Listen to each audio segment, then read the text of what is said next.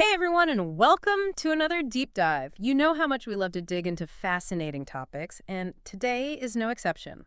We're diving into the world of quadratic functions. Specifically, Oh yes, specific. those expressed in the form plus or minus x minus a times x minus b. Right. And we've got a really cool resource to guide us today from Open Educational Resources, Open Source Physics at Singapore. That's right.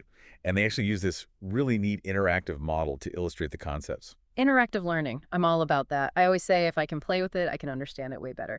So before we jump into the interactive stuff, Huh? can we just back up for a second and talk about quadratic functions in general? Sure.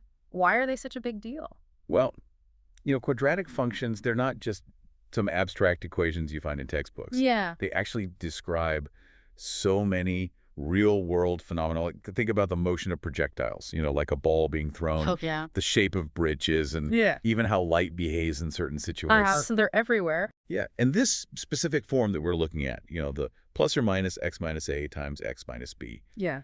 this form is particularly useful because it gives us a direct connection between the equation itself and what the graph looks like. Okay, now you've got me intrigued. I'm ready to hear more about this connection. So, what can we actually tell about a graph just from looking at this equation? A lot, actually. Okay. So remember, when you graph a quadratic function, what you get is a parabola. Right. And this form, this factored form, it tells us exactly where that parabola is going to cross the x-axis. Oh, interesting. These points are called the roots, or the x-intercepts of the function. Wait, are you telling me I can figure out where the parabola crosses the x-axis just by looking at the equation? Absolutely. And the key to that is looking at those a and b values in the equation. Okay. So for example, let's say a is 2 and b is 5. Okay. That means the parabola is going to intersect the x-axis at x equals 2 and x equals 5. Oh, wow. Okay. And as you change those values in the equation, you literally see the parabola shifting along the x-axis on the graph. Oh, okay. I think I see how this is working. This form actually makes a lot of sense. It's not just some random jumble of symbols. Right. It's actually telling us a story about what that graph is going to look like. It is. And now I'm even more curious about this interactive model they mentioned. Yeah, it's called the self-assessment HTML5 JavaScript simulation model. Okay. And what's really cool about it is you can actually manipulate the a and b values and see how the graph changes in real time. Oh, that's so cool. It's way more powerful than just looking at static examples in a textbook. Absolutely. I love that. That's what I love about interactive learning. You get to actually play with the math and really see it in action. Speaking of play, I did notice that this source mentions a bunch of other interactive resources as well. Oh, yeah? They have simulations for things like AC or DC appliances and even antibiotic resistance. Wow, that's amazing. It sounds like this platform, Open Source Physics at Singapore, covers a lot of different topics, all with a focus on interactive learning. Yeah, it's like a digital playground for anyone who's curious about science. I'm starting to think they probably have simulations for other types of functions too, like maybe QS functions or even trigonometric functions. I'm not sure. It'd be amazing to see how those graphs change as you tweak the equations as well. Yeah, that's a great question. But for now, I guess let's stick to our quadratics and dive into this interactive model. Let's do it. Would you like to show me how changing the a value affects the shape of the parabola? Yeah, so let's start with the equation x minus 1 times x minus 3. Okay. And imagine we change the a value from 1 to, let's say, -1. What do you think will happen to the graph?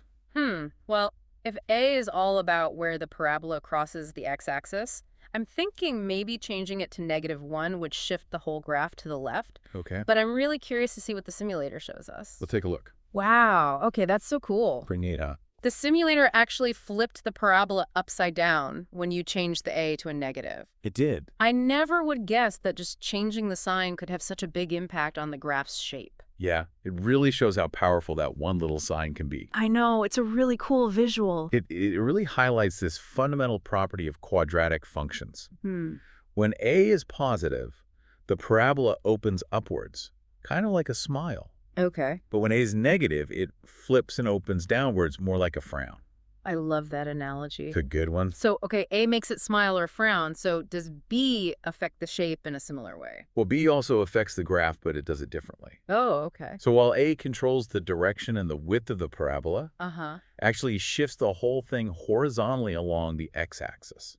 Oh, interesting. So think of it like you're sliding the parabola left or right. Oh, okay. So if I'm getting this right, by changing the a and the b in this factored form, Yes. we can basically control where that parabola sits on the graph and whether it's smiling or frowning. Exactly. You got it. That's pretty amazing. It's like we've got a set of controls for shaping this parabola. That's a great way to think about it. Yeah. And that's one of the cool things about this factored form. Yeah.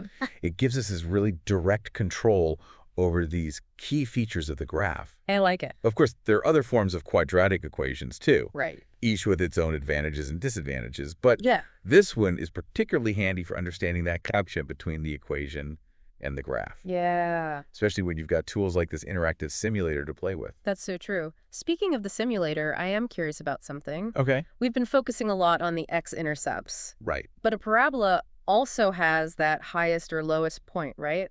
Like the tip of the smile or the frown. Exactly. Is there a way to figure out where that point is just by looking at the equation? Great question. Yes, there is. That point is called the vertex, Oh, the vertex. Okay. and it's a really important part of the parabola. Now, in this factored form, finding the vertex, it takes a bit more work than finding those x-intercepts. Hmm. It involves calculating the midpoint between the two roots Okay. and then plugging that value back into the equation to find the corresponding good value. Okay, so a few more steps. Yeah, but there are other forms of the quadratic equation that make finding the vertex a lot easier. Oh, so different forms of the equation basically highlight different aspects of the graph. You got it. It's kind of like having different maps of the same terrain. Exactly. Each map shows different features depending on what you're trying to find out. That is a great analogy. Thanks. And just like different maps are useful for different purposes, Yeah. different forms of the quadratic equation can be more helpful depending on what you're trying to figure out. Makes sense. Like, let's say you're working on a physics problem and you're dealing with projectile motion. Okay. A form that directly gives you the vertex might be more convenient. But if you need to figure out the points where the projectile hits the ground, Oh, yeah. those x-intercepts, then the factored form we've been talking about, that's the way to go. Okay, cool. So there's a whole world of quadratic equations out there. There is. It's fascinating to me how this one concept that seems so simple can actually become so complex. It is. And that's what makes math so engaging. Right. There's always more to learn and discover new connections to make more problems to solve. I'm totally starting to see quadratic functions everywhere now. Me too. From the arc of a basketball shot to the shape of a satellite dish, it's like they're all around us. I know. It's like you have this new set of lenses to see the world through. I know, and it's amazing. That's the power of understanding these mathematical concepts. Yeah. It unlocks a deeper appreciation for the patterns and the structures that are all around us. This deep dive has been awesome. It's really opened my eyes to how elegant and useful quadratic functions can be. I'm glad to hear that. But I have to admit, I'm still a little stumped by that tracker tag we saw earlier. Oh, yeah? What was that all about? Any ideas what that could be?